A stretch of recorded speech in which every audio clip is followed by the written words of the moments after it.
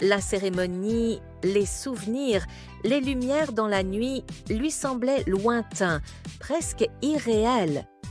À Paris, la Toussaint était discrète, sans ses gestes quotidiens, sans cette ferveur.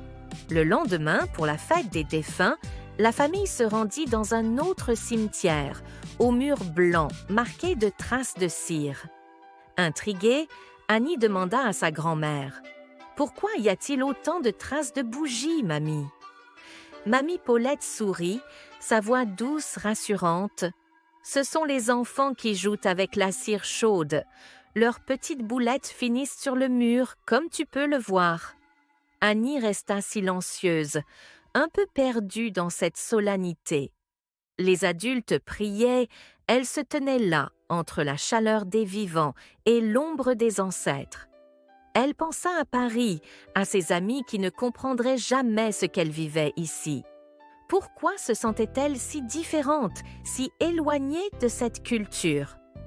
Elle se demanda, inquiète, « Est-ce que j'appartiens vraiment à ce monde ?» Ses pensées la submergeaient, comme des vagues. C'est alors qu'un garçon, Jérémie, s'approcha.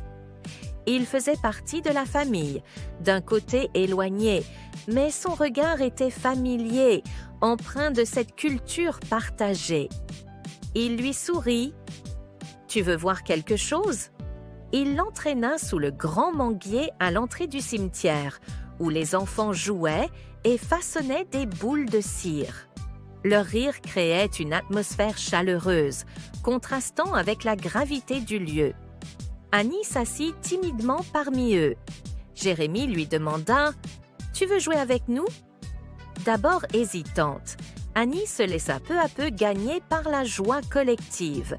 Elle écouta les prières au loin, les histoires d'ancêtres racontées par les enfants et sentit son cœur s'ouvrir. Elle comprit alors que ces traditions étaient des ponts invisibles entre passé et présent, entre jeunes et anciens.